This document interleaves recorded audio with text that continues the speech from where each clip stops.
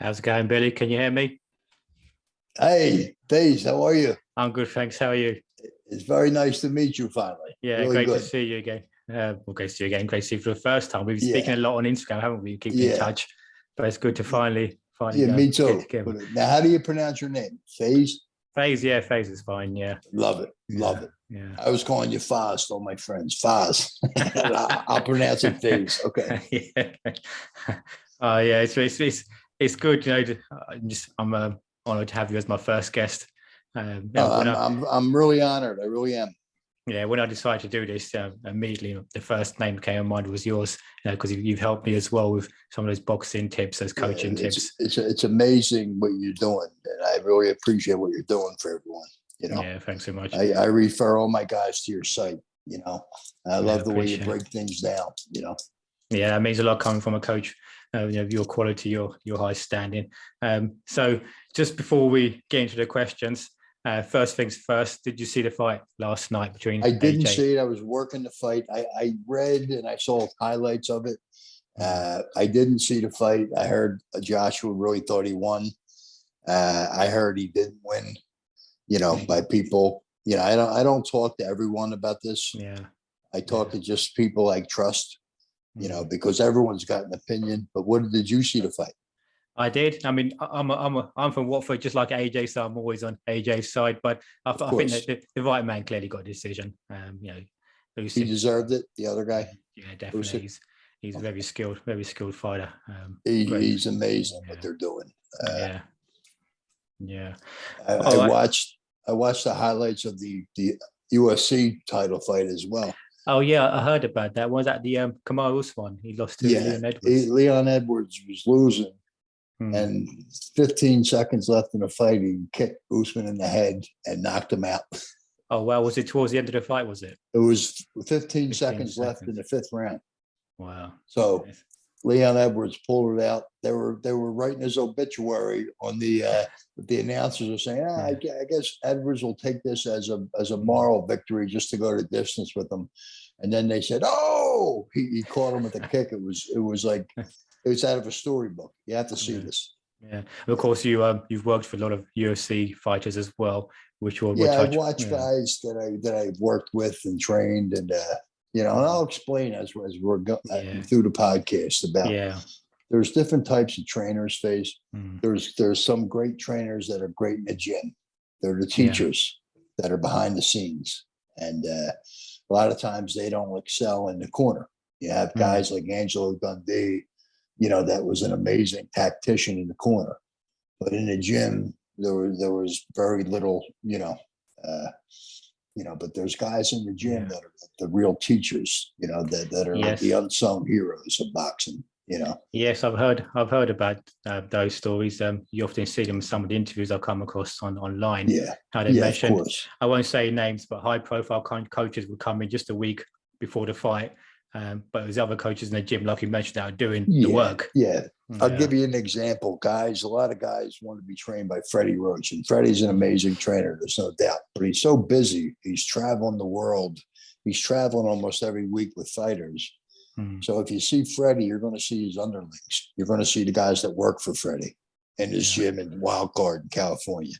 So Okay. you may see Freddie once every 10 days for about 45 minutes, and then he's off Yeah, to travel the globe, and then you're working with his associates. You know what I yeah, mean? It yeah. just can't you can't just train everyone like an old-fashioned trainer used to do. Exactly. Yeah, just very quickly, Billy, your camera's going out of It is okay. moved up a little bit. That's it. Here I am.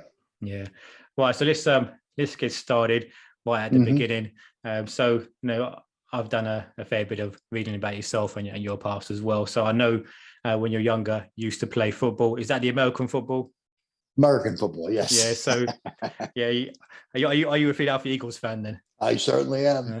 I'm I a certainly Washington. am. I'm a lifelong Washington fan here. That's all right. We have a great so, relationship. so what position did you play then? I played linebacker Oh and wow. then strong safety as I got older, and then I played everything. I played the line. I played tight end. I played linebacker. I like to hit people. I like to hit and I butt. was going to say the linebackers and the safeties, they were the hard hitters, weren't they? That's right. Okay, so why did you leave American football, and how did you stumble across boxing?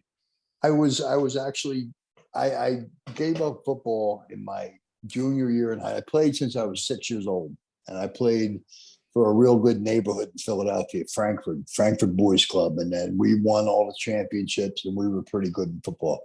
And I told my father, I said, Dad, I'm sick of football. I'm not going to play this year. And he said, that's great.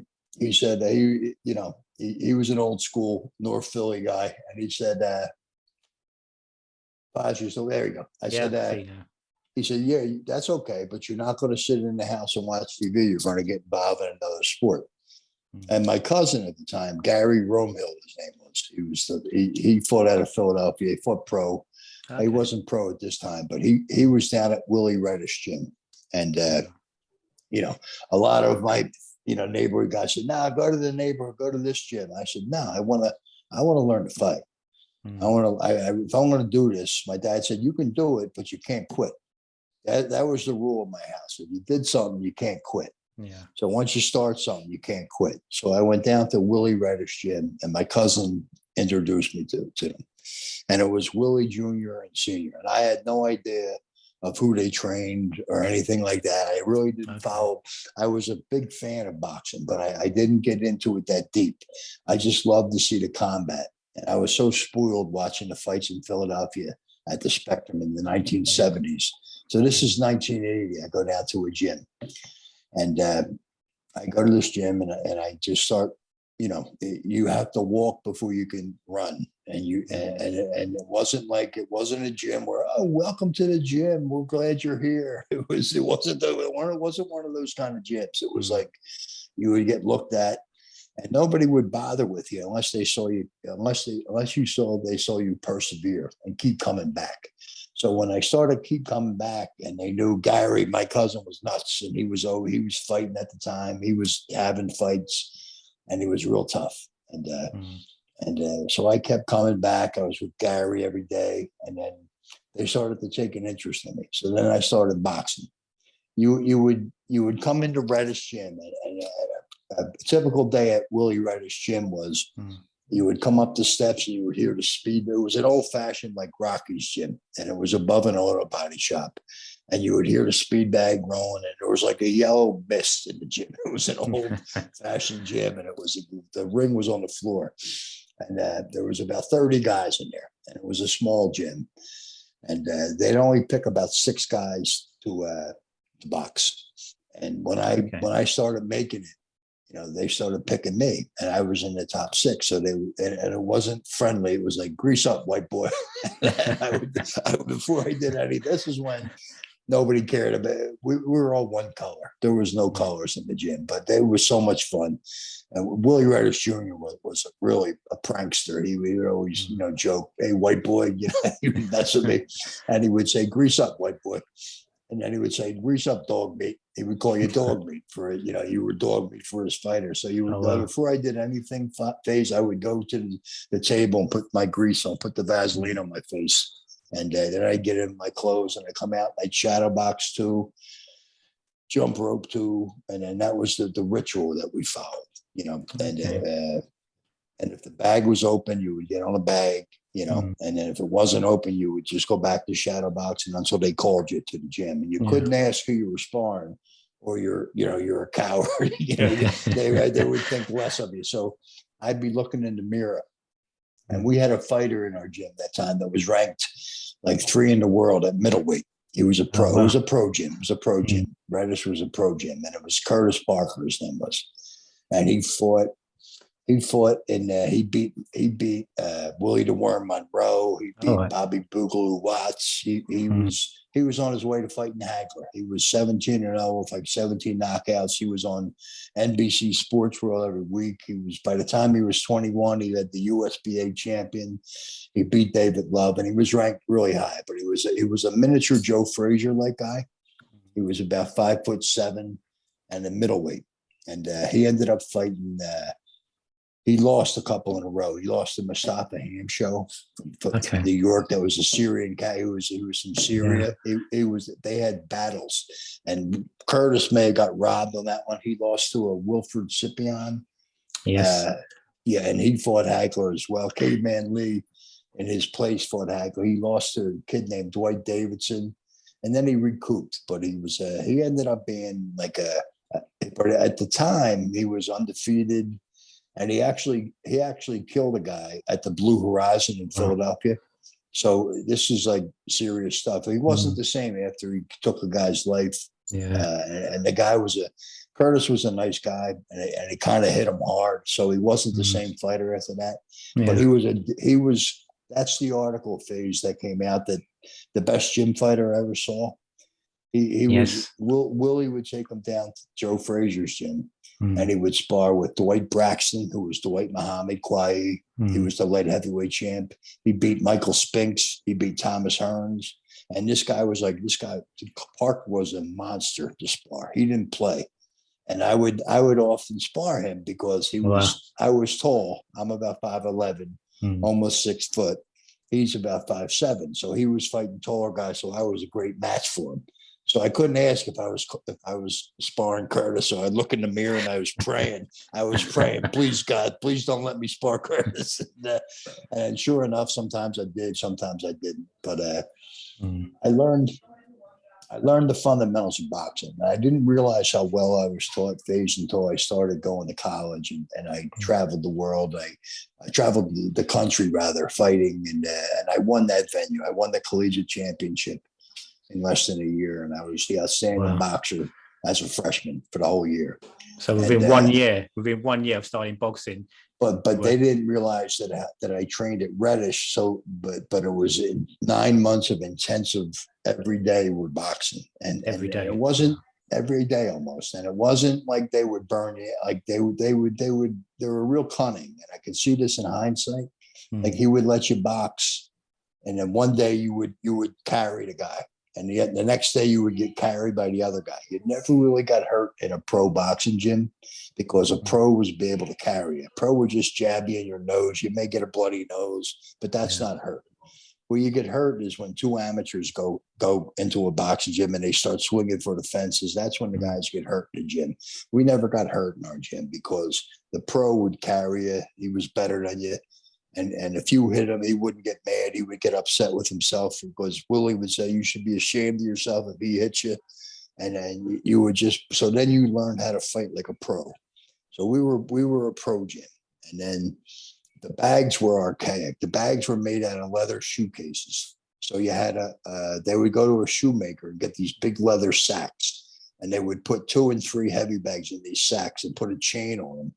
And they would wrap them around the rafters. They were about 200, 300 pounds, these bags. Wow.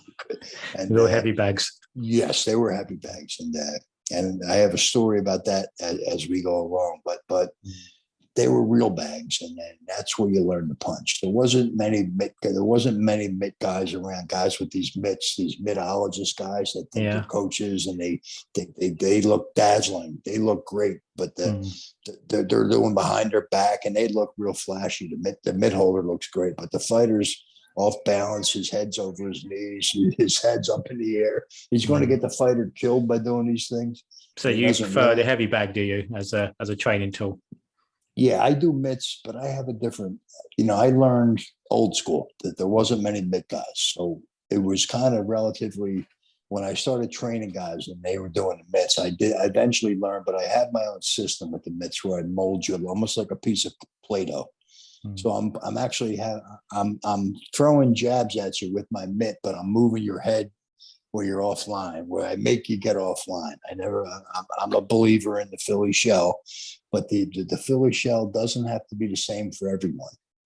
One of your questions that your readers, I don't cookie cut fighters. If I have a guy that's 6'8", I'm not going to make him small. There's no way I'm going to make him small. I want to keep him large. I want him to use his leverage, a part of my boxing career, I worked for Don. I worked for Don King in the middle 2005 to about 2010, 2011. And the Klitschko's were the dominant heavyweights at the time. And they were tall, 6'7", 6'8", 6'6". And what they would do is they would actually, they weren't on their toes. They weren't bent down. but they were up. They were almost upright. But what they would do, they would hit you in the shoulder before you got started. So they take your leverage away. So they took away your punching power by just punching you in the chest. They wouldn't necessarily even jab you in the face. They jab you in the shoulder, and they would take your leverage, and then they would follow up with the right hands as they wore you down, and their hands weren't real high. If you notice, their hands were pretty much low because they were so tall. And all they had to do was put their hands above the opponent's hands, and then you're safe, because then you can smother the punch, like the punch up. They wouldn't have to punch over their head like the normal guy would, because they were so tall. All they had to do was punch out level to their shoulder, and they're blocking your punch. So it's very tricky at boxing and the old school tricks. But the Klitschko's were fantastic. I fought against them twice. I was in the corner against Vladimir in Hamburg. That was in October of 2007 when he fought Ray Austin. I was in Ray's corner with Stacy McKinley and Eddie George, I think his name was. He was the cut man. He was Jimmy George. He was the famous cut man from New York. He was the cut man.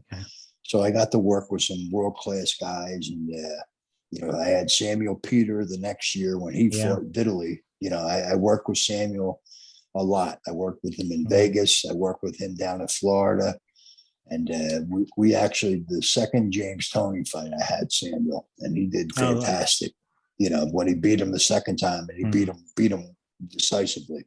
And then we had him when he fought Vitaly, but it was a real bad training camp. It wasn't his night. That was it. We were in Freiburg, Germany, and then we fought in Berlin in 2008. But I was with them too, and that's it. What else? Yeah, let's take it back to so your coach Willie Reddish. For people listening to this who aren't aware of Willie Reddish, why don't you just tell us some of his accolades and who he trained?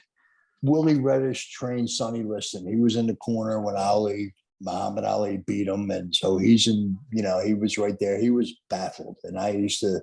He trained Sonny Liston. Afterwards, he trained a guy named Gil Turner, who was a welterweight in Philadelphia. And Gil Turner actually ended up fighting Kid Gavilan from Cuba.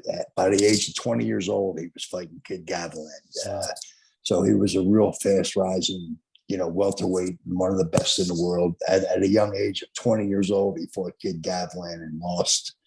And then he was a world ranked contender after that. And then he trained a guy named Gypsy Joe Harris.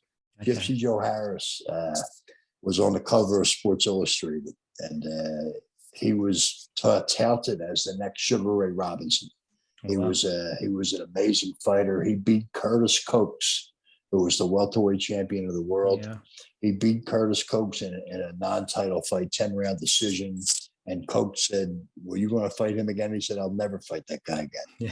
Gypsy Joe ended his career because he was totally blind. They found out when he fought for the title, he was totally blind in one eye and 70% blind in the other. So the commission didn't grant him his license, and he wasn't able to fight. He only lost to Emil Griffith. It was the only loss he had in his record. Okay. So he was a world-class, renowned trainer. And I was down at this gym training with Willie Reddish, and didn't really, the full implication of how well I was trained didn't hit me till I started traveling the country and seeing how my basic techniques were, my fundamentals that were drilled into me were so superior. My coming back with the lead hand, coming back with the left hook instead of just finishing with your power hand where you're off balance for an extra second. Just finishing with the lead hand was basics. I learned how to throw what's called, they're not in a textbook. You'll never read about throwing these punches in a textbook. You'll never see them on a boxing video, but it's a short punch.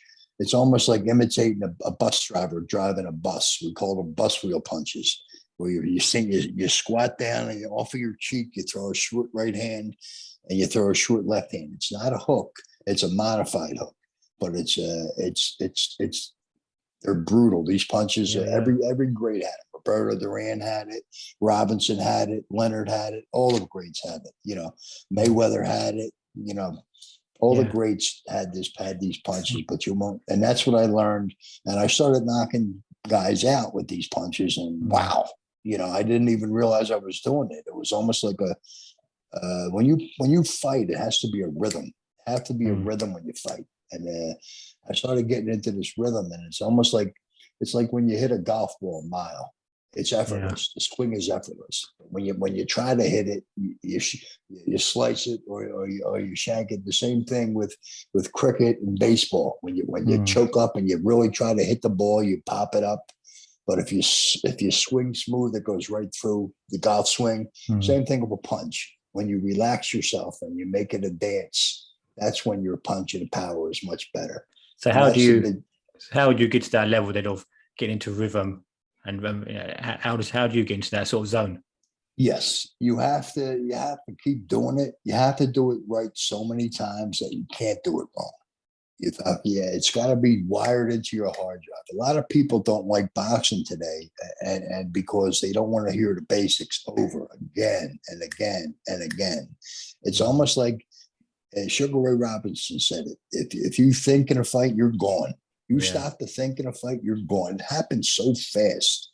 Fighting happens in a split second. Mm. If you stop to analyze and you get this paralysis by analysis, you're gone. So you got to make it flow. So it's got to be like you're not even thinking when you're fighting. You're just pop, pop, pop, you're reacting.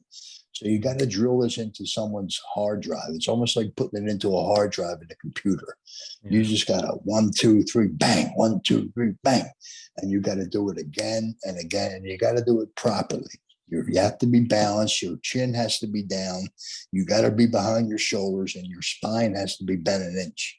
If I stand up totally erect, Fayz, and I don't bend my spine, my whole anatomy changes, and my neck's exposed, and nerves, my brain are exposed, and I'm going to get hit. I'm going to get hurt, and that's nature's way to defend the body. They're going to get knocked out. But if you hide yourself and you put your chin down into your shoulders and you bend your spine, even if my hands are down, I'm more likely to take a punch. These are the things I learned, from Willie Reddish. It was just amazing, infighting, stepping on people's feet. Nobody would see. We would step on your feet. I would spin you by your elbows, and I would buy myself 5-10 seconds to rest. You fight the fight 5 seconds at a time. You don't fight the fight 3 minutes. You don't fight 3 minutes. You fight for 5 seconds. You step offline. You reset yourself. As a fighter, if you just dance around, that's not really working for us. That's taking a rest. And you had to learn how to fight tired. And the only way you learn that Fayz is by boxing. Okay, you can do all the bag work you want. You can do all the mitt work you want. It's not gonna make a difference unless you're tested in combat. And that's why in Philadelphia, you'll see a lot of guys in the gym sparring or in the gym shadow boxing, and they're in a mirror and they're punching way over their head. They're punching up. It's like this. They're punching up. And a lot of people, when I came to Florida, would say, who you fighting? Who you fighting? The Jolly Green Giant? Who you punching up there? And I'd say, you've never been in a fight, have you? Because in a fight, guess what? It falls right down because your adrenal gland is involved. You know what I mean? And your nerves are involved. Sparring's not fighting. Fighting is fight. Hitting the bag is not sparring. Sparring's the next level. Okay. Yeah. But then after sparring, it's fighting. That's another one.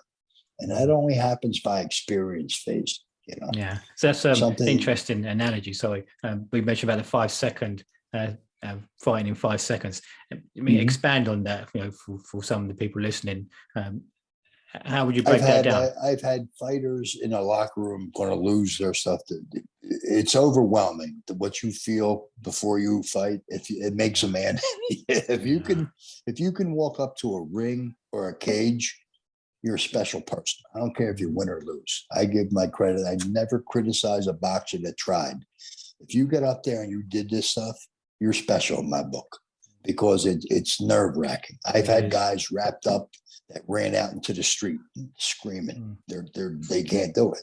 I've had guys at the top of the MMA in the UFC ready to run out into the locker room, and I'd say, listen to me. Look me in my eye. Can you execute 5 perfect seconds for me? And they say, yeah, coach, I can. I said, good. That's how I want you to fight this fight. Give me 5 perfect seconds where you're protected. You're not going to get hit. You're protected. And then back off. Step a step away, step out of range, reset yourself, then go back at it 5 seconds more, go 6 seconds the next time, then go 7 seconds. Step on his foot, grab his elbow, put your chin over his shoulder, spin him, step off, take a 10-second, take a 15-second rest, then come on back in and fight him. If the punch opening isn't there, don't take it. Reset yourself, try again. Set them up with the jab. Same thing for MMA. If the takedown isn't there, reset yourself. Don't waste energy. Don't burn your gas tank. You know, there's always time. It's a 3-minute fight or it's a 5-minute fight. Take your time, reset yourself. Don't panic. And sometimes when you fight, you're in there exchanging. He's punching at you. You got to punch. You can't hide. So you're punching back and you just expended 10 or 15 or 20 seconds of punching. And now when you're so fatigued, you start panicking. And that's the worst thing that can happen to you. Okay. So what you do is you got to learn to fight tired. You got to push your gas tank on the heavy bag and then step off and then get a rhythm, dance, step around, get your conditioning back, get your oxygen back, and go at them again. Don't fold. It's so hard for people, like especially at that level phase. When they get to a certain level, they lose it. So you have to strengthen their mind as well as their bodies. You know, there's guys that are running 10 miles and they're you know, I'm sorry. Fayz, I'm sorry. Somebody tried to call me. I'm so sorry. No. Anyway, you know, there's guys that lose, they fall apart and they're gassed. So they get into that panic mode. It's almost like when you're swimming. They tell you not to panic or you're drowned. Same thing within a fight. If you panic, that when you get fatigued, so that comes with sparring and training as well. You have to learn to use your gas tank and then fight tired, take a rest, step off, then fight again. You know, when I say take a rest, if you're a fighter and you're in a boxing gym and you're in shape, when you dance around, that's a rest. That's a rest for us. That's something we can do in our sleep. You can jump rope. I could jump rope for 10 rounds, no problem, even today. Okay, but that's not training for us. That's not fighting for us. That's a rest. That's what I consider a rest. So that's how I break down. That's how I train my fighters to never panic. If you're still breathing, you got a shot. You know what I mean? So you mentioned the 5-10 mile run, the conditioning aspect. So how would you condition a fighter to last 10, 12 rounds? I would condition them by with the boxing and the sparring. And there's certain conditioning coaches that I trust. I think a lot of the downfall and some of the questions that were posed to me were really fantastic questions. And what I think some of these strength and conditioning guys have ruined fighters because they don't understand that their boxing is a slow oxidation movement. It's more cardio than an anaerobic movement, like a weightlifting movement. It's not football. It's not rugby. You know what I mean? You're not growling. You don't do that. People think a fight is a guy like you're roaring and going. That'll get you killed in a fight. You have to relax yourself and you have to control your breathing. So how I train a guy is I up his bag work, and I'll do a circuit with him where I'll have him hit the bag, and then I'll have him right away do push-ups and sit-ups, and then come back and hit the bag and keep punching. Okay, I won't. There's a VO2 max component to boxing, and a lot of when I started with Don King, I was a strength and conditioning specialist because I have a degree in exercise physiology. Okay. I have a bachelor's degree from college in physical education. So I know what they're trying to get at, but I was also a boxer, so I had the experience. So when that happened, I don't want these guys lifting weights, because what happens is that the blood and the oxygen go to your muscles, and you have nothing left for your lungs. So a lot of times these conditioning coaches they're conditioning the wrong muscles. You don't need these muscles for fighting. Fighting is an old time sport, and it's more I agree with more of the old school methods, and I think you have to test yourself in sparring, and at least 3 times a week if you're in a title camp, and you got to push these guys because they're going to thank you at the end of camp. They're going to hate you during camp, and I would be working with fighters for Don and with Stacey McKinley, and they would say, if I didn't break his immune system in 3 weeks, they'd look at me like, what are you doing? Why are you screwing up? And I'd say, I'd have to make you almost sick at 3 weeks because I'm pushing your system so hard. And what happens is you heal, you go back, you lay down for a couple of days.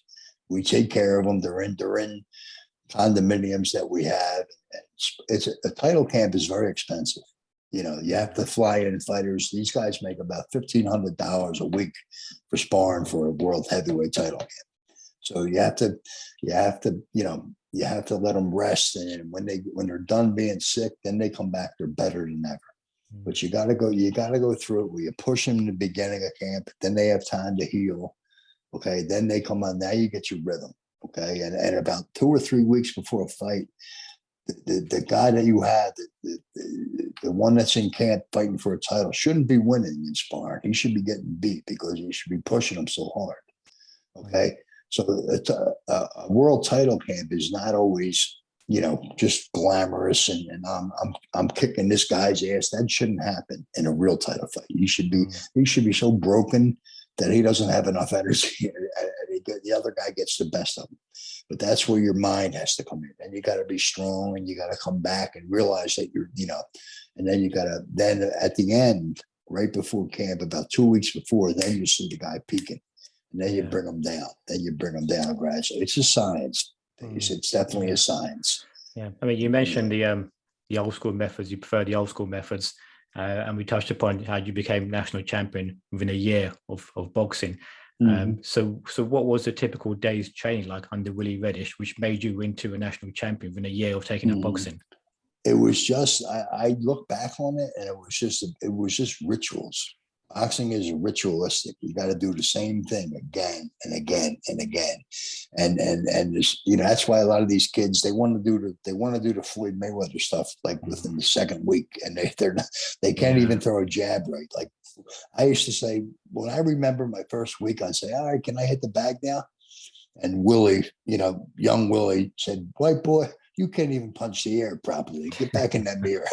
So I had to waddle over to the mirror, and I had to get back into the mirror. And then when I punched the air properly, then they'll let me punch the bag properly. So this was shadow boxing. Yes, he's telling in his words, you can't even punch the air properly. So how much shadow boxing was this a day? How much shadow boxing a day were you doing? We would do, but you had to have your feet under you properly. You had to be moving. You don't go right at.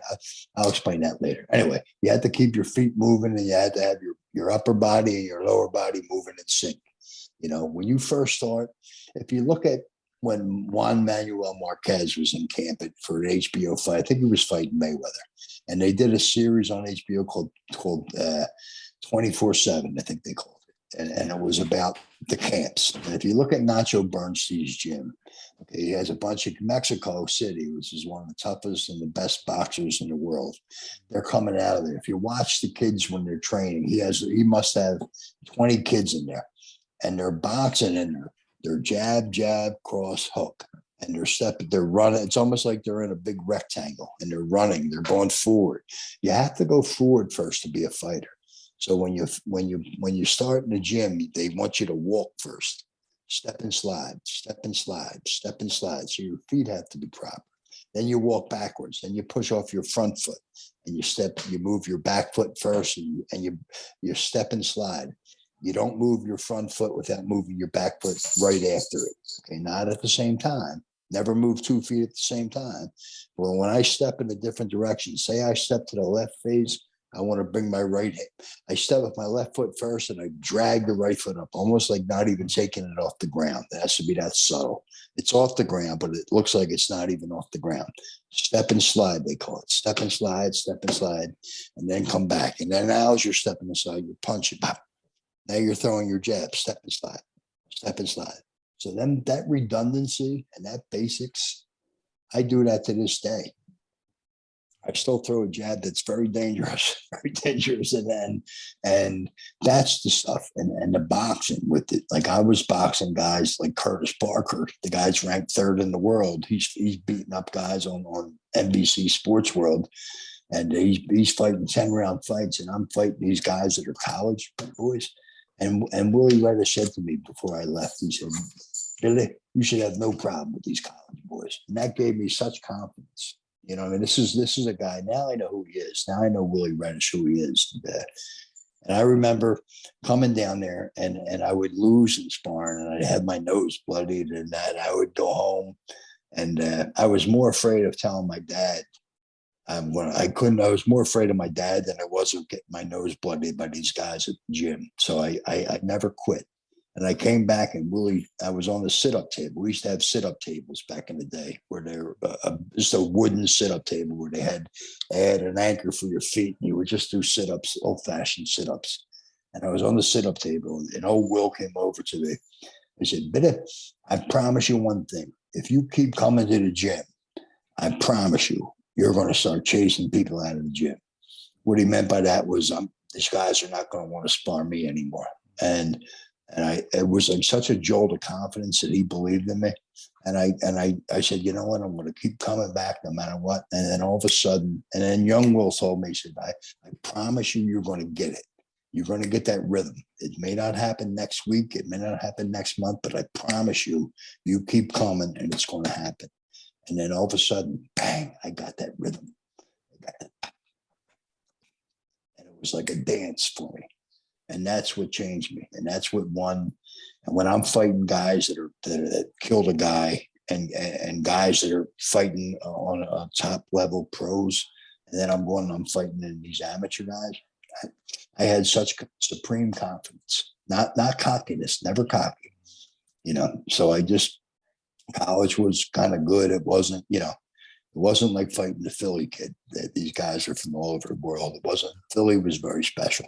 And so I'll elaborate on that a little bit. Yeah. So you had, I understand, close to 70 fights. And around there. Sugar Ray Leonard also commentated on your fights as well for HBO, was it? Yeah. So you had a very successful amateur career, but an eye injury prevented you from going pro. Yeah, I had it was complicated. I got thumbed in the eye in the gym because we didn't have thumbless gyms till 1983, and they started using them. And we would catch a punch, so your hand was like a catcher's mitt. It would catch, it would open up wide, and then when they put the thumbs. It was odd for me, you know, when the thumb was gloves. I only fought them a couple times, but we didn't have thumbless gloves, so the thumb would hit you in the eye. And it was excruciating pain. I never screamed like that in my whole life. And I saw like a white flash. It was really painful. And then what happens when you have an eye injury with the detached retina, you also have what's called a depth perception.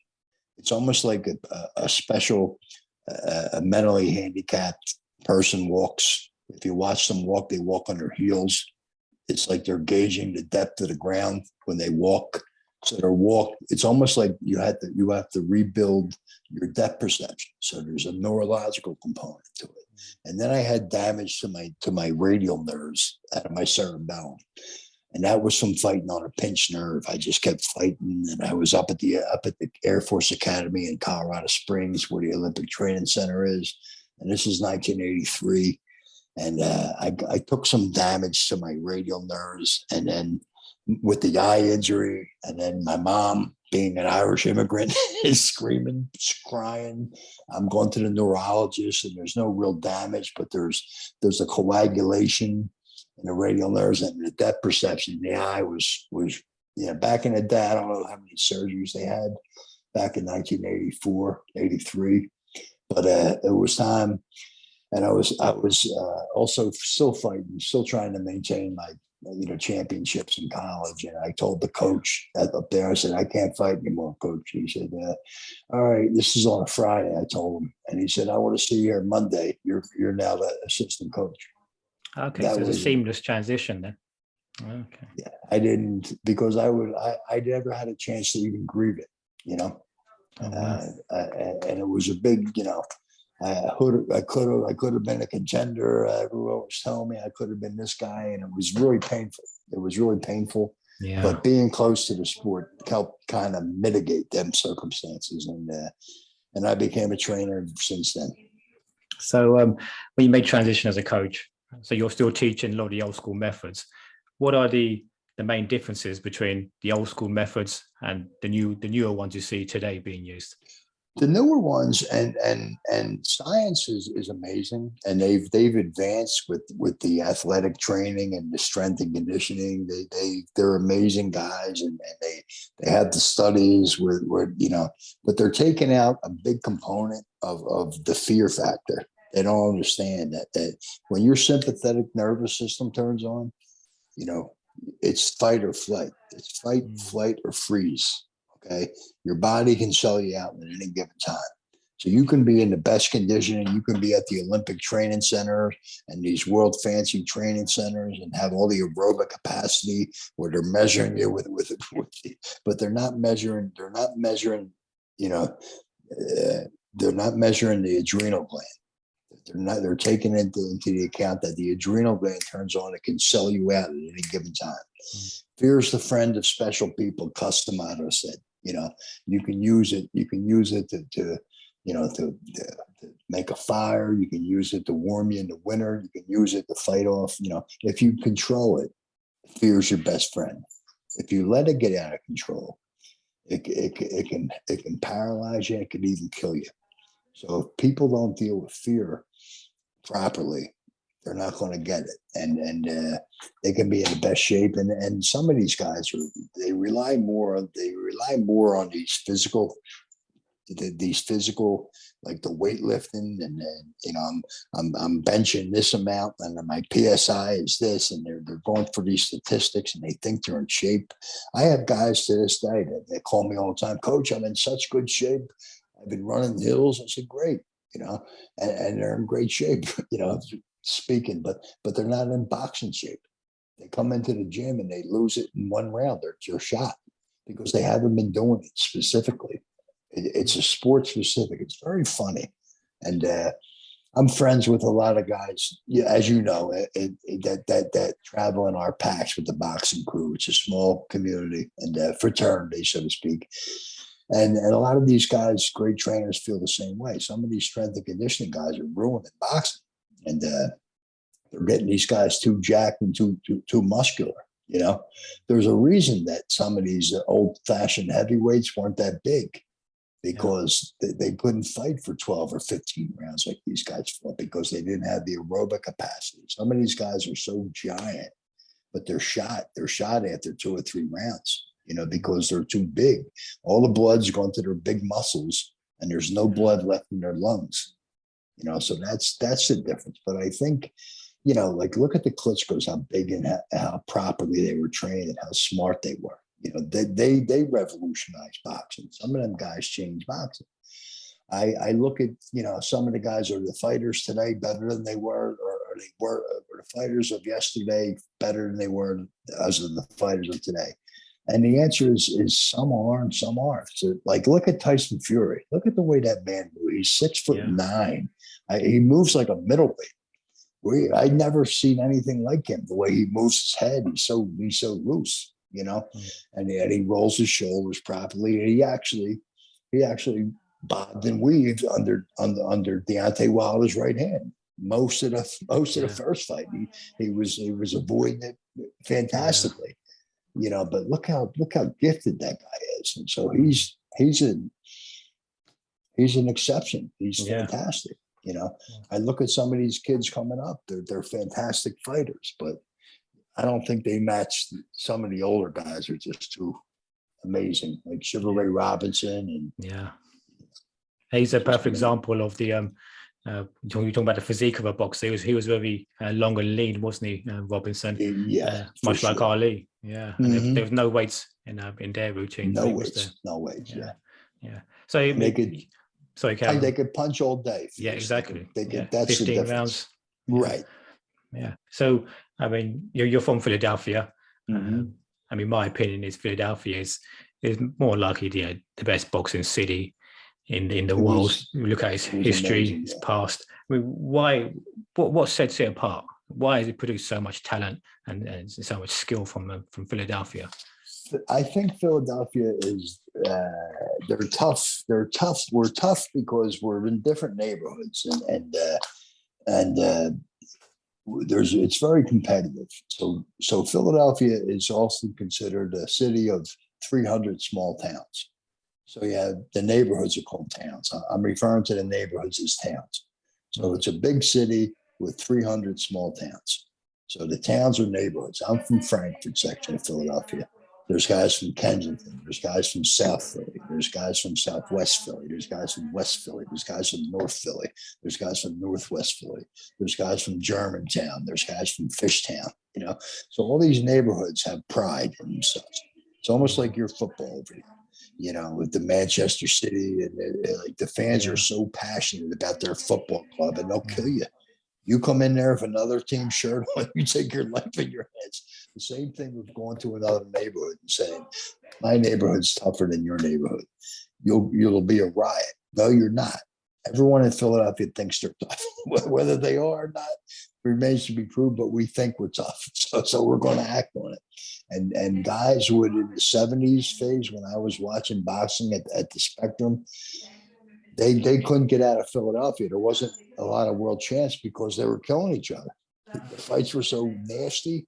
If you look at Cyclone Hart versus Benny Briscoe, the first fight, they killed each other. And Benny Briscoe fought Carlos Monzon for the title, and it was just an amazing.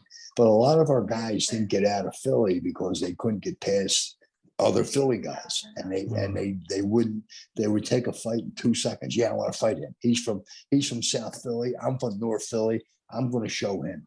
So that rivalry almost worked. Like that's why we're tough.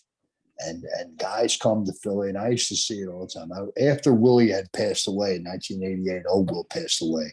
Young Will got out of boxing, so I went to other gyms. Now I went down the Front Street gym where Creed was filmed. It's in Kensington section, and Wesley Mozon was down there. He trained Dwight Muhammad Quai. He trained a bunch of world-class fighters. He fought for the lightweight title, and he was an amazing trainer. There was Sonny McCord. There was Willie Rush, who had Melder Taylor. There was they won one time. We had a USBA lightweight fight between Frankie Mitchell and Anthony Boyle. They're both lightweights, and they're fighting for this USBA title, and they're both in the same gym. So they flipped the coin, and Anthony Boyle's crew had the gym from 3 to 5, and Frankie Mitchell's group had the gym from 5 to 7. So at 5 o'clock, when one crew was coming, one crew was leaving, there was actually shootouts. Wow. That's how crazy. Thank God no one got hit. It wouldn't be on the news, but it was like, that's the kind of stuff. And there's different guys in the same gym. There's five different trainers in one of these big gyms. So they all have their own rivalries. And I've seen fights in Philadelphia gyms that are better than any fights I could describe on TV. Yeah. It was just amazing. Yeah. Even with Marvin Hagler, there's that story that Philly, he went through Philly, didn't he? To fought their best guys to prove to himself and everyone else how good he was. He had to go to Frazier's gym. That's what Willie would take Curtis Parker. He was at Frazier's gym one time, and Cyclone Hart was one of our middleweights, and he was a contender. And he was known for his crazy left hook. And he said, "Hey, Hagler," as he was leaving the gym, and Goody Petronelli and Pat Petronelli were with Hagler. And Cyclone Hart went boom, and he hit a bag, and it rattled the whole bag. And Hagler turned to Petronelli and said, "Put him in the book. Put him in the book."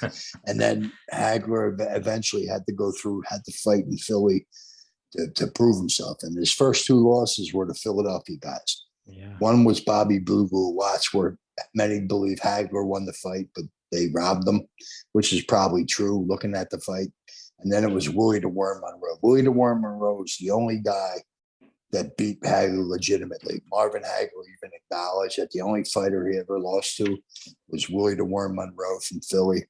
And Hagler eventually he avenged both losses within a year. and he avenged both losses by he knocked them both out. He knocked Boogaloo Watts out, and he knocked Willie the Worm out within a year of his losses. So he avenged them. And then there was the controversy with the Sugar Ray Leonard and then, fighting. But Marvin Hagler was an amazing fighter.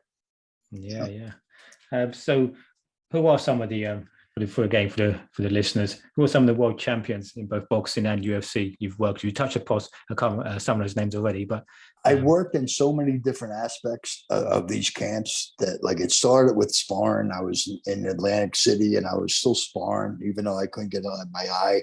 I was still good.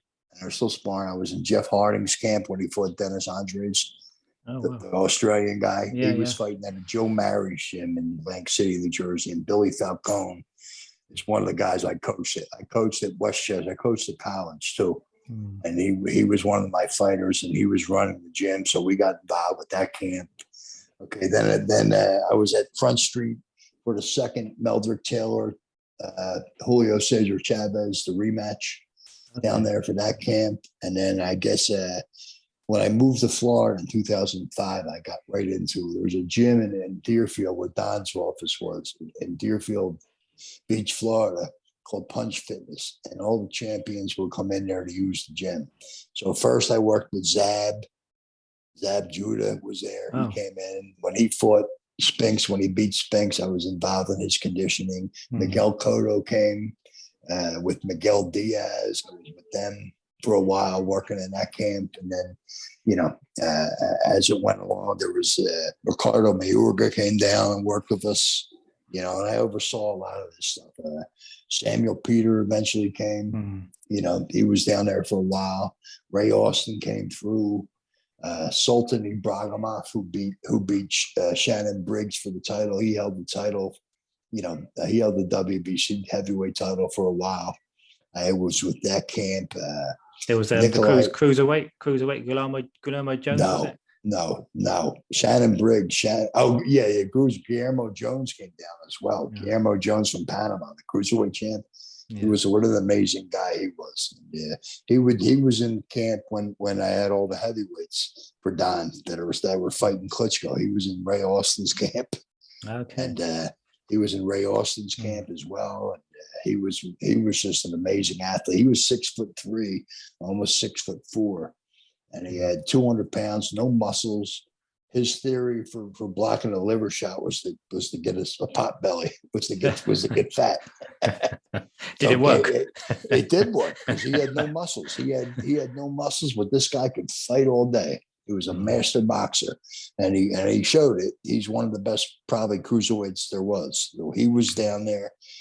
I got to work with Nikolai Valuev, the giant Russian. Yeah. When he was down there, I got to stretch him and do mitts with him. I held mitts for all these guys. Hasim Rockman, he came down for a while. And there was every champ would check in to Punch Fitness. And I was working in there in that gym. So I got involved with them. And then I made the transition to MMA in 2015 and worked with Nick Lentz, who was the Carney, who may have been the bravest fighter I ever trained. He wouldn't even blink in the pocket. He could use the Philly shell where he could deflect punches. He didn't even blink face. He would stay right in there and he would just wait to the last second and move his head and it would just go right by him. He was the bravest guy I ever trained. And then I trained all these kids that won titles. I held mitts for Amanda. I held mitts for Dustin. I held mitts for Colby Covington, the UFC. And so that's Amanda Nunes and Dustin Poirier, is it? Mm-hmm. Yeah, I held mitts for all of them in the gym, and just tried to wire in.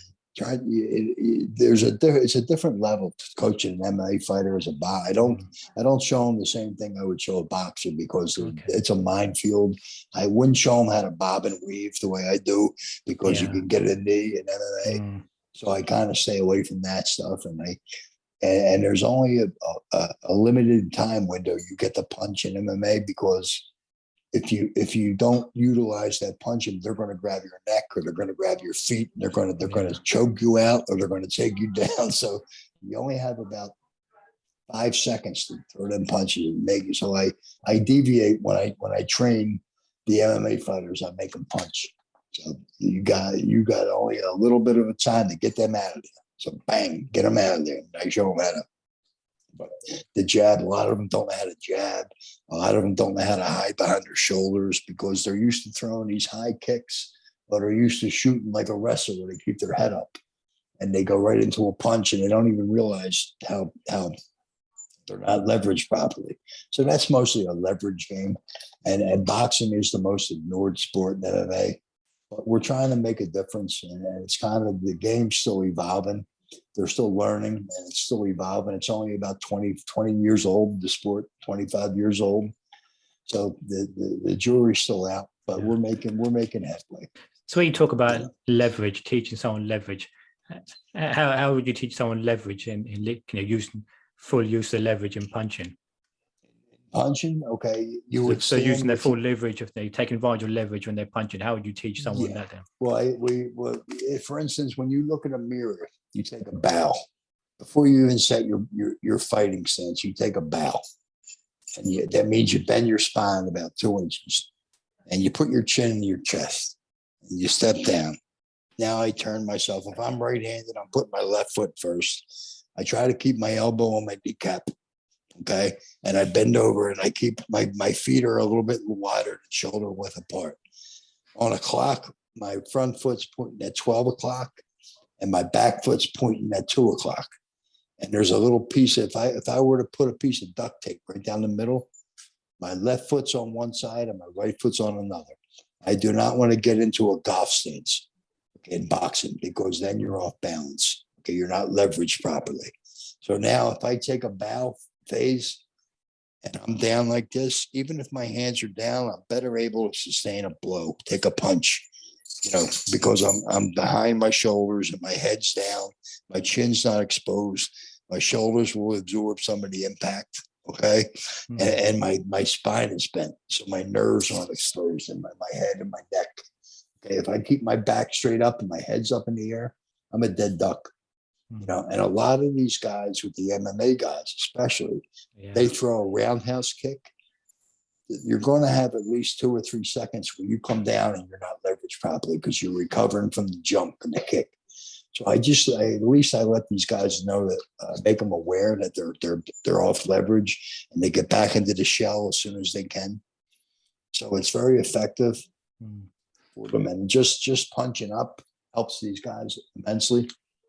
It's fascinating stuff. You mentioned working with Stacey McKinley. Some of the things I posted on my Instagram profile, I mentioned that Philadelphia being a hotbed of boxing talent, is Detroit or Michigan as well. Had a similarity between Philadelphia, Detroit, and Michigan in their boxing styles. Did you see any sort of crossover between the two? Why are there so many similarities between the two? I think it's so much the same. It's so, and I got to meet Emanuel Stewart when Ray fought Vladimir Klitschko in 2007. I got to shake Emanuel Stewart's hand. And I talked to him at length about the same. And he had a fighter from our gym, Reddish, that came to him and he trained him, and he was talking about the shoulder roll. And all Willie Reddish guys had their head behind the shoulders, and he watched Gypsy Joe Harris and he watched Gil Turner. And so Emanuel was very astute, and he said that Willie Reddish was his favorite trainer, because he was a big time black trainer, and Emanuel was kind of, this was back in the days when they were just coming into compact, into notoriety, and he just always loved Willie Reddish, and it made me feel good. It made me feel good that he knew all about my trainer and believed in him, and it was just good stuff. But we talked about the roles, and they're very, very, very much the same. I think Philly Shell went a little bit further what Georgie Benton was trying to preach, especially when he had all Lou Duvas fighters, and he had Pernell Whitaker, he had Meldrick, he had Evander for a while. Georgie Benton would train all these guys, and he would say, "Don't waste energy moving away from a punch. When I can stay right close to you, Fayz, and I can smother your punch before you get it off." So we would be gone. So he would bob and weave right under the punch, or your punch would hit the shoulder, or your punch would hit his hand, whatever he wanted you to hit, or you would hit thin air. He was saying you don't have to run from a punch. You can smother a punch and take away its luster before it even gets off the ground. You're turning your shoulder into him. That's where the dirty boxing comes in. So if you're throwing a right hand at me, I'm going to turn my left shoulder into it before it even gets velocity. Before it even gains any velocity, I'm taking that punch away by deflecting it with my elbow, with my front elbow, or my front shoulder. So I'm actually doing this. Is what I'm doing is this. So I'm down here in the shell and I'm deflecting it. Boom. So I'm moving you, and I'm stepping on your foot as you throw that punch. So it's a lot of it is actually it's smothering punches. And I mean, I've heard Rocky Marciano talk about stepping into the left hook rather than pulling away from left hook. So smothering punches. That's something which the shell teaches in both Michigan and pretty much smothering punches. Mm-hmm. Okay, it's very, very interesting. And it's and Roberto Duran was a master at it as well. If you watch how he would get almost like in a wrestling match, getting the underhook, he would actually jockey himself in the position when you're in fight. Sometimes you try to get your head lower than the other guy's head, and that gives you the leverage advantage. And then if you can get your hands inside of him, if he's trying to throw a hook at you and you put your right hand up to his elbow, he can't throw a hook at you because your hands are inside. So you're coming up the middle. So what I'm jockeying for position phase is I'm trying to come up the middle with my hands, and I'm trying to stay here, and I'm smothered before you even get them punches off. I'm taking the sting out of them, so they can't even hit you. So it's a science. Yeah, I mean it's quite interesting because Chappie Blackburn was in Joe Lewis Detroit. Yeah. He was also in Philadelphia. He taught Joe Lewis. Yeah, he was also in Philadelphia. He flew out of Philly, and he taught Joe, and Joe, and then Robinson would watch Joe train, and there was a lot of parallels in that. Even and they were also Eddie Futch as well. He was also in Philadelphia. He's from Detroit. Same Joe Lewis Gym, and they also we mentioned Eddie Futch would teach a lot of hand and elbow control, which is what you mentioned about getting inside. Yeah. The same. See, we didn't have. I told you that we had thumbs. I would spin you with my thumbs on the elbows. Now, when they took away the thumbs, you would have to spin just put your whole fist behind the elbow on the base of the elbow and spin them. But in the meantime, I could put my thumb right in the crease of your elbow, and I can manipulate your whole body. These old school tricks. It's old school tricks. I'll get to that in a bit as well. So, as a coach, what's your typical a day in the life of Billy Padden as a coach? Now, as a coach, I have kids. I have some non-fighters that just want to learn how to fight to protect themselves. I get a lot out of training kids that are insecure and they're getting bullied by the class bully, and all of a sudden they're beating up the bully and they're getting straight A's. That's some of my biggest rewards. So I'm doing that, and I go down to Sanford now, and we have a couple guys fighting in the bare knuckle. Next week we got Jeremy Smith fighting. He's fighting in bare knuckle. He's from South Africa. He's a savage of a kid. He's a beast. He's fighting August 27th. I think they're fighting in Memphis, but he's fighting in the bare knuckle. So we got him right now. And then I got a couple kids that the UFC is always having fights, and then I have a couple kids turning pro with the boxing. So I'm busy. I move. I get up early and move. Yeah, I'm sorry. So I say I've got to give a shout to Danny Stash, one of your guys who introduced Danny us. Stash is my boy. I love Danny Stash. Danny Stash is doing his thing. He's doing great. He boxed with. He told me about yourself. He's a great kid. He was my Golden Glove champ in 2010. Oh, no. He's still doing it. And he actually sparred Jeremy Pitbull Smith, the kid that's fighting next week. Danny sparred with him a couple times and gave him some good work. So he's off social media. He gets too upset by people. I said, you can't listen to people. You got to I just post positive stuff. If you start fighting on my post, I delete you. I don't have time for you. Yeah, exactly that idea. I don't have time to get angry on social media, do you? But yeah, do say hello to Danny when you next see him. Yeah, certainly will. Yeah. So what are some old school tricks which you feel have been lost to time? Just don't see them anymore. I think the smothering of punches, I think the stepping on people's feet.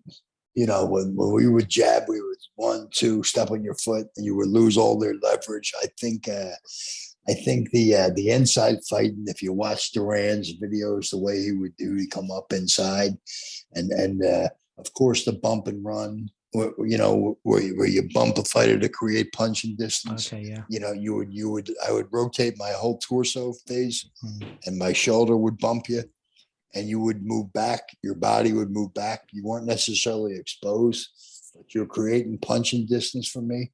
Instead of 6 inches, now my punch is 18 inches, and I can get you on the end of my punch. So making sure you how to manipulate people. You know, the spin, like I can hide right in front of your face. I can spin around your back. They don't, you know, the old, you know, the way they told you to, you know, when you throw a punch, you're supposed to hold an egg, right? Pretend you have an egg in your hand and you don't want to break that egg. And as soon as I make impact on your chin or anything on your body phase, I squeeze, I break that egg. Pop. So that just hold me. People make a fist now. They tire their hand muscles out. Just the old school holding the egg. And as I'm about to hit you, I squeeze the egg, and I engage different muscles, and you know. Also, when you punch him, when you fight a guy and you're lining up your shot to hit him, okay, a lot of trainers will teach you to line your fist up on his chin. You don't line your fist up on his chin. You line your elbow up on his chin.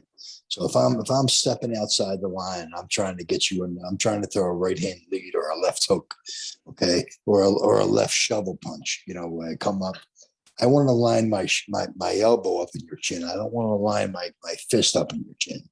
Okay, a lot of guys line the fist up, and it's wrong because they miss. They miss by 6 inches sometimes. Line your elbow up on the guy's chin. That's what we were taught. And then also, whenever you hurt a guy, Fayz, you were always taught in Philadelphia, we were taught to punch him in the heart.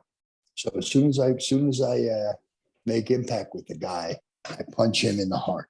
I don't punch him in the chin because you may wake him up. So it's kind of barbaric, but if you notice physiologically, I looked into why they did this. And why they did this is if I hit you in the heart and I have blood up in my brain, it's going to come down from my brain back to my heart. And then you're going to have no equilibrium and you're going to fall.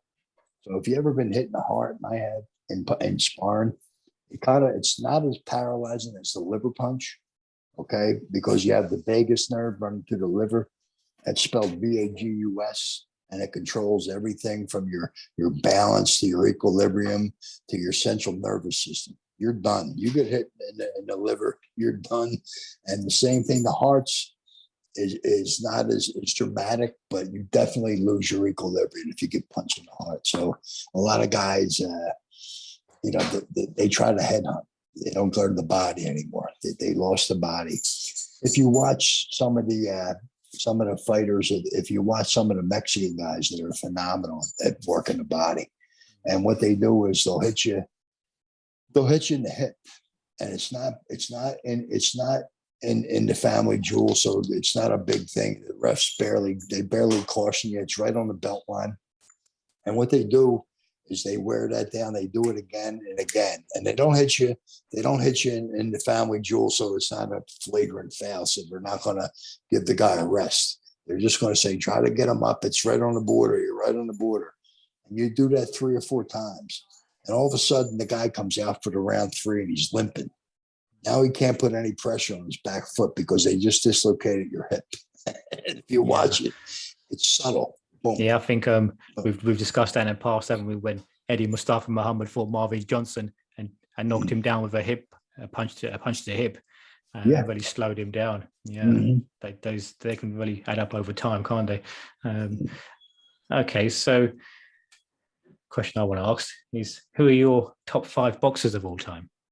Sugar Ray Leonard is probably number 1 because of what he said about me on HBO. Salvador Sanchez was just so picture perfect. I think he was the best. Tommy Loughran, the old Philadelphia fighter. They called him the Philly Phantom. but I love the way he punched and then disappeared. If you watch, he was just amazing. Maxie Bear, who was a famous heavyweight, he beat Maxie Bear. Loughran beat Maxie Bear. He won 15 out of 15. I don't know if it was a title fight or not. It may have been 10 out of 10, but Maxie was also known as a clown, and they called him Slapstick Maxie. He couldn't hit Loughran. He would try. Loughran would like tattoo his face with about 5 punches, and then he would disappear. And then, and then Maxie would just stop in the middle of the ring and put his hands up to the crowd like, I can't hit the guy. That's the kind of clown Maxie Bear. But that's how good Tommy Loughran was. He would punch you, and then you would go to hit him, and he was gone. And they called him the Philly Phantom, they called him. And he was one of the best light heavyweights of all time. I just loved he was like poetry. If you watch the guy, watch his film, he was so smooth. When he got mad, he could hurt you, but he only had a little minimal. We looked it up when we were talking before. He only had a minimal knockout percentage. After that is Joe Louis. I just think he was just amazing. He threw everything.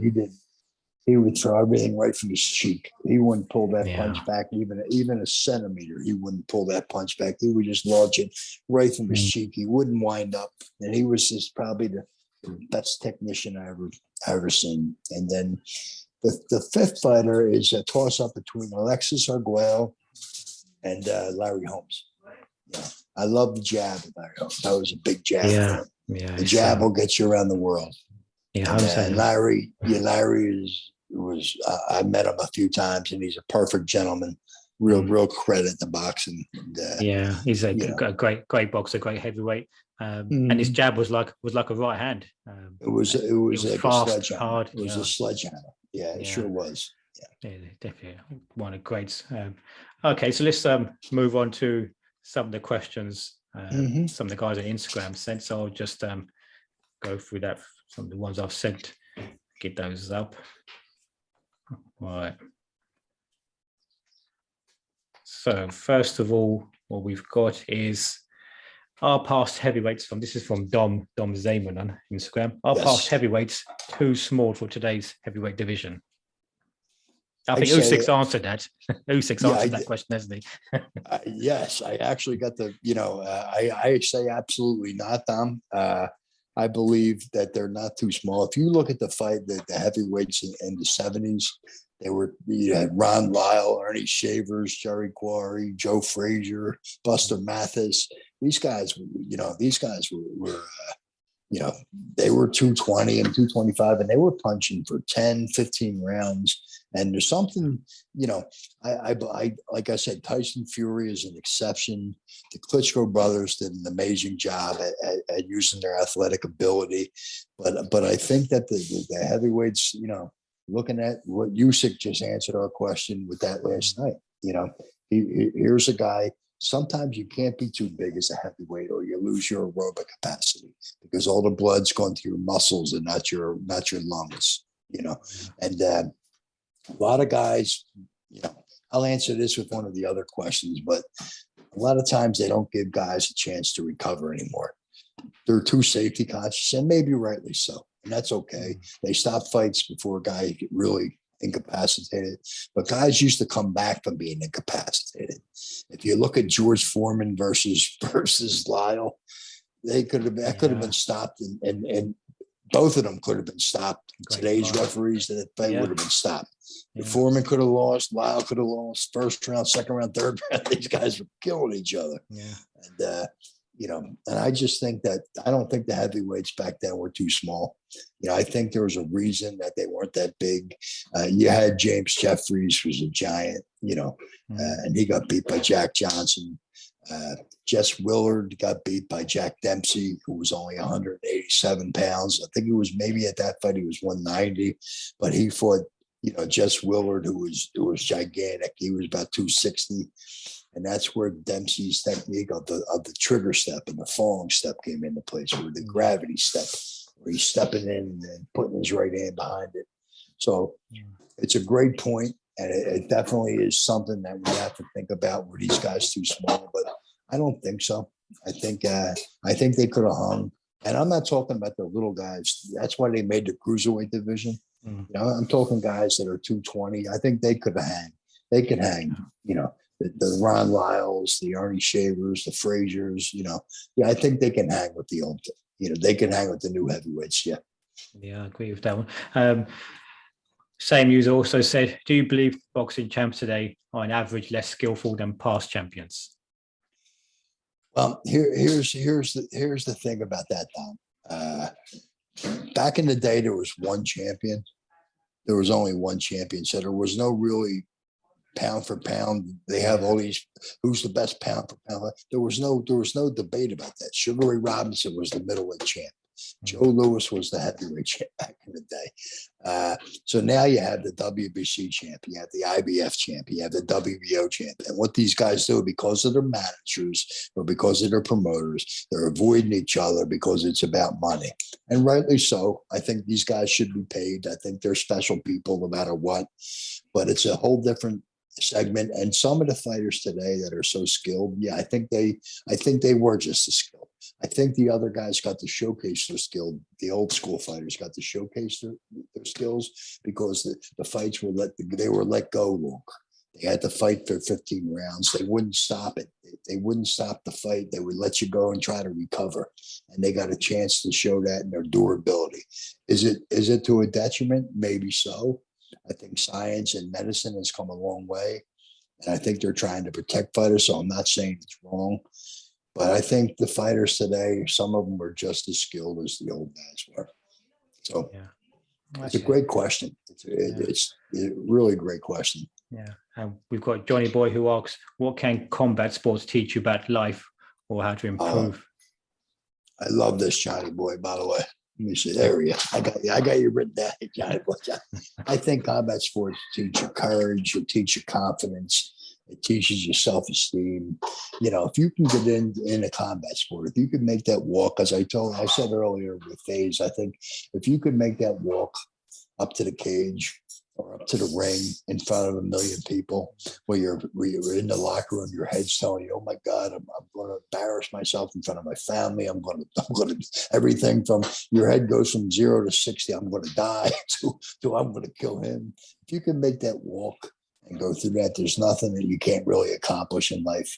So I think it teaches you, it gives you, once you do that, once you break that, once you cross that line, Johnny Boy, you're never the same. You're going to have a new confidence in life. So I think that's what you know, it keeps you, and it does keep you from getting into crazy street fights and looking for fights out in the world. And it kind of appeases you. It gives you confidence. So yeah, definitely see a lot of people in my gym as well that have just totally changed from boxing and fighting. This is great. This says another question. I love this name. It's called Kareem Abdul-Jabbar. It's a take on Kareem Abdul-Jabbar, I'm guessing. He asks, would you make any tweaks to the shell for very tall fighters? Absolutely. I thought that was a great question. I would keep them tall. And one of the questions was about cookie cutting fighters. I never cookie cut a fighter. Every two fighters, the guys got their own skills. If I have a guy 6'8", I'm going to keep you tall. So what I would do, how I would tweak the shell, is I wouldn't let him roll. I wouldn't let him become small. I wouldn't let him duck his head underneath the punch because there's no need to do that. Where he can smother the punch with his height. I can actually pick my elbow up. If I'm 6'6", I'm fighting a guy less than 6 foot. I can pick my elbow up and knock his punch down. So yeah, I would definitely tweak, and I would keep you behind your shoulders. I wouldn't make you too small. I want you to fight tall, but I would never make you low where you're bringing yourself down into the punch path. I don't want you getting into the punch path. Keep yourself tall and use your leverage, use your feet, use your jab. How I have tall guys fight, Kareem, is I have them spray paint an imaginary circle around themselves. Take a red can of spray paint, make a big circle around yourself, and circle yourself. As soon as someone crosses that circle, keep them out. Bow, bow. Stay tall. Keep them on the end of your punch. Absolutely, I would tweak that. I would definitely tweak that. That's what I would do if you were tall. Roll your shoulders, keep your chin down, but punch, punch, punch, punch. Keep him on the end of your punch. Don't let him in. And if he gets in, learn how to throw that uppercut. sometimes you let them come in. You let them come in close. If you watch what Tyson Fury did to Dylan White, he subtly moved backwards. Watch it. It's real subtle. You can't see it. But watch him move his right foot back, boom. And then Dylan White followed him, almost like the Pied Piper. That's how mesmerizing Fury can be in a boxing ring. You don't even realize it. Nassim Richardson, who was a great trainer, trained Bernard Hopkins. He was from Philadelphia, and he was my friend. He passed away, God bless. Brother Nassim Richardson, he said this, that, when Stevie Cunningham, he was the cruiserweight champ. He fought heavyweight for a while. But Stevie S.S. Cunningham from Philly fought Tyson Fury at Madison Square Garden. And this is before Fury was the champ. Fury is so big, Cunningham knocked him down. And Fury actually, it didn't pulverize him. He's only a cruiserweight. So Fury laughed, of course, got up and ended up stopping Stevie Cunningham later in the fight. But he's so big. He never saw a guy so big that moved that way. But here's a guy, Tyson Fury, that made an adjustment and used his height to that level. He's a great guy to emulate. And so if you're tall, stay tall, keep them shoulders, keep your hands up, at least higher than your opponent's hands. And then if someone gets through that circle I told you to make, that imaginary circle, bring them into your uppercuts. Develop that uppercut. Okay, you'll put guys in seats. It's very interesting you say that, because we just spoke about the similarities between Detroit and Philadelphia. Eddie Fudge would always teach some of his fighters, the tall fighters like Bob Foster, to use that uppercut, that right uppercut. They're really good. Eddie Fudge fighter effectively using the uppercut. Great minds think alike. Okay, so here's another question from DM92, and he asks, do you feel boxing has went backwards? So you've touched upon some of this already. Do you feel boxing has gone backwards in terms of raw talent? Do the guys now compare to the likes of your Jersey Joe Walcott's, Charlie Burley's, Ezard Charles, and boxing today seems more robotic, whereas guys in the past used to learn their craft fully? Again, you touch upon some of this, but what do you think? And I think that's a great question. And the names you told me to compare, these guys are almost incomparable. If you watch Jersey Joe Walcott, he was only a champion for 1 year, but many thought he was the best heavyweight even before he won the title. A lot of people were avoiding him. But if you watched his move, he had a patented move called the cakewalk. Did you see how that man moved his feet? He would move you in a circle. You'd make you dizzy before you even. So if I'm moving my feet and I'm turning you as I'm punching, you can't set your feet. You can't punch me. He was a master before you even got a punch off. He had your leverage screwed up because he was doing a cakewalk around you, and then he would walk backwards. And Don Dumpy, the announcer, coined it. He's doing the cakewalk. He's doing the cakewalk. It was like a legendary thing. And Charlie Burley, if you look at his record, who the guys he beat Fritzy Zivik. He was from Pittsburgh, Burley. And he beat Fritzy Zivik, who was a world champ. He beat him twice. He beat all these guys. Billy Conn avoided him. Billy Conn was a light heavyweight champ of the world. He avoided Burley and openly said so. Burley was forced to fight in the other league. They wouldn't fight fighters. Yeah. But he was one of the best. And Ezra Charles from Cincinnati was just amazing. He may have been the best light heavyweight of all time, but he fought out of this weight class so many times. He fought guys way bigger than him, but he was that exceptional. So he beat Burley twice, didn't he? He beat Burley twice. He sure did. Yeah. He sure did. As a middleweight, I believe. Yeah. And they were seesaw. Some of these battles were amazing. And that's the thing. You see, I don't know, because of society now, with the way these guys with the way these guys can handle a loss, like these guys fall apart when they lose. These guys back in the day didn't fall apart. It was like, it's part of life. I'm going to get back on a horse. I'm going to fight you again next month. And then they fought. If you look at the space between where they fought like two months later. It was incredible. Yeah. And I don't think because of the way it's designed now with the money and the politics and the management and the promoters, I don't think they would ever. They want the press to absorb this and they get excited about it because they want to make more money. the objective back in the day really wasn't, they were making money, but it's always about money, but they weren't making that much money back in the day. And these guys are fighting for more for pride. I think that's the difference. These guys, it's almost like the kids want to fight.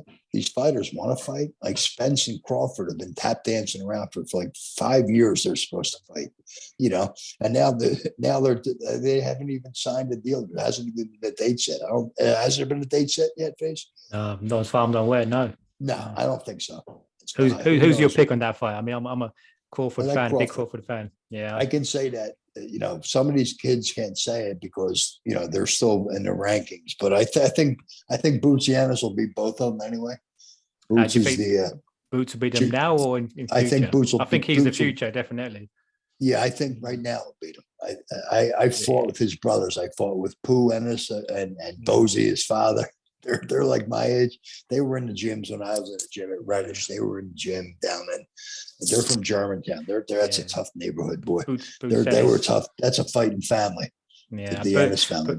I mean, Boots Ennis has got a superstar written all over him. He's the next big thing. He's outrageous talent. Yeah. I mean, you mentioned about the old school fighters fighting so often. Robinson's first loss to LaMotta, outweighed by 14 pounds, 16 pounds. He rematched him 3 weeks later. In between, he had a 10-round fight with someone else. Yeah. They were insane, these guys. Yeah. All right. Yeah, so I think that just about wraps it up, Billy. Thank you so much for your time. Thank you so much for accepting. I think you're doing amazing service for us, Fayz. Keep breaking that down. Keep analyzing things. It makes it's really an honor. Okay. I hope so much coming you guys. Definitely. I mean, time's gone so fast. But I mean, you got so much knowledge and all those old school stories. I could go on for another hour or two. I'm pretty sure we'll do this again as well in future. Yeah, for sure. And stay in touch. Okay. I definitely want to make a trip over there. All right. Yeah. I've definitely got a few places to go to eat as well. Yes, we do. Yes, we do. All right, Fayz. Have a great night, Thanks so much, guys. You Take too, care, everybody. Thank you very much. Take care. Bye.